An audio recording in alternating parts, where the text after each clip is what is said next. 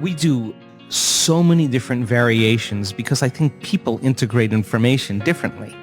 And all of those cars and homes and whatever that is, there are symbols of what it looks like when a person actually arrives at this concept called abundance, right? I don't care what it takes for the person to get there, because once they have their abundance, and this happens quite a bit in our work, when you finally have everything you want, there's only one thing you're going to ask yourself: how am I going to contribute to the world? How am I going to make a difference? So we use different tools to help people to get to that point. But if the person's doing the vision board and they're saying, when I get my new car, I get my new house, I get my new relationship, then I'm going to feel so great. Well, then they're back to the program, waiting for it to happen, for them to feel the emotion. They're believing their outer world has to change in order for them to feel better. There's no effect of drawing the experience to you with that way. So the person has to use those tools to get them into the emotional state for them to feel like it's already happened. Now think about this. If you get up from a creative process and you feel grateful, you feel a love for life, you feel a joy for existence, you feel a passion for the moment, you will not be looking for your future because you'll feel like it's already happened. It's the moment that we start feeling those self-limiting emotions, that we feel separation, and then we start looking for it again. Well, then if you're waiting, you're not creating, you're in separation again. So then whatever it takes for you to move into a state of being. And what is a state of being? Thoughts are the vocabulary of the brain. Feelings are the vocabulary of your body. How you think and how you feel creates your state of being. So then if you wake up in the morning and you come back to your senses with a clean slate and you say, I don't feel anything, and you say, well, let me start thinking about all the problems in my life. Well, all those problems are connected to different people or different objects or things at different times and places.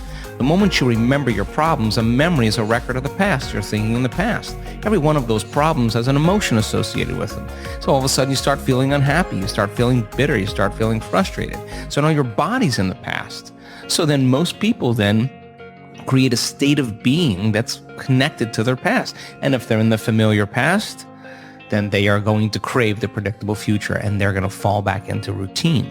So then we want people then to get very clear on that vision of their future, however they do it, and begin to combine that clear intention with an elevated emotion. And the stronger the emotion they feel from the vision they're creating, the more altered they feel inside of them, the more they're going to pay attention to the pictures in their mind. And now they're remembering their future. And biologically, it's exactly the same as remembering your past. In fact, if you're not being defined by a vision in the future, it means you're making your past more real than your future. You're falling in love with your past. You're more in love with your past than you are with your future. That you're believing in your past more than you're believing in your future. When you get to that moment where you have that feeling, that's your compass, because that feeling is going to drive your behaviors.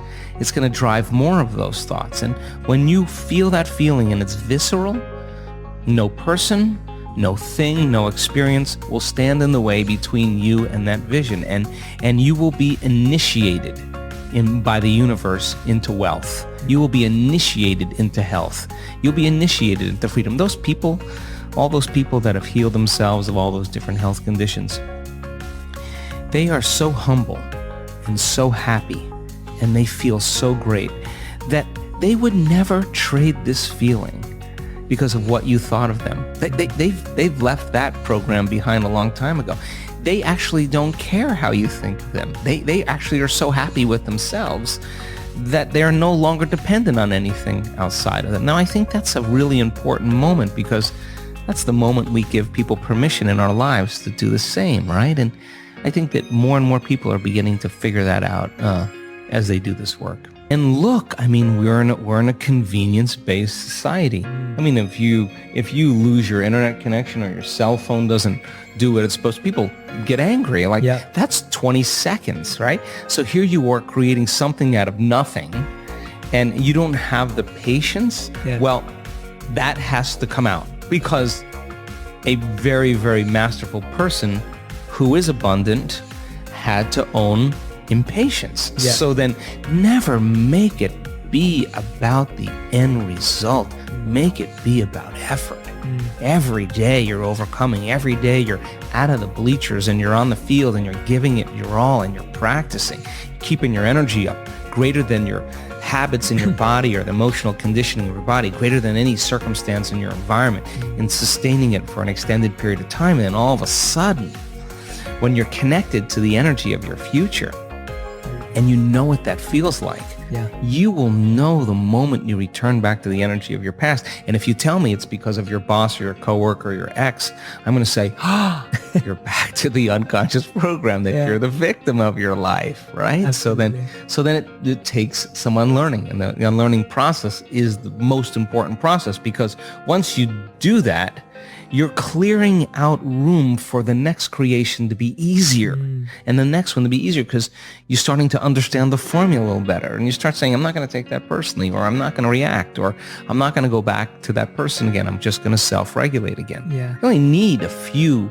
experiences to know that this is the truth, and then you start managing your attention, and you manage your energy a lot better. And I think that I always say, I don't care that you fall off the horse. I just care when you get back on, right? Because some people fall off and then they have to go into guilt and analysis, and they take weeks. And well, you could have just said, I fell off. Let me just get back on and keep going here. How bad does it have to get? I mean, to what denominator, to what lowest level do you have to reach before people really make up their mind to change? My message is, why wait? I mean, when you're feeling so altered emotionally, you feel so bad, that's the moment you could actually see yourself for the first time, because you're not answering your cell phone, you're not responding to all your texts, you're not watching TV, you're not going out to dinners, you're not calling people back. Something's altered in you, and you're starting to become self-aware, right? So then people wait to that lowest moment where they can start to see themselves through the eyes of somebody else. Well, if you're waking up every day and you're combining a clear intention with an elevated emotion, and you're changing your emotional state to be elevated, you could still see the old self from an elevated point of view and stay conscious than from a limited point of view. And that's what I want for people. Like, let's go. I mean, what do you got to lose? People are going to start wondering, like, did you change your medication? What's up with that guy? Something's different about him. You're not predictable any longer, right? And we say to our community, when you're changing, you just stop talking about it. You're just too busy being it. Something's happening, and that's the repetition of getting a few days in a row of that really well. I always say, God, if you had a great meditation, you wake up feeling better at the end of that meditation than when you started, and you do that the next day, and then the next day, you're going to start feeling better all the time. And that your body's going to start feeling better, and everything's going to start feeling better. And you're going to start feeling better about life.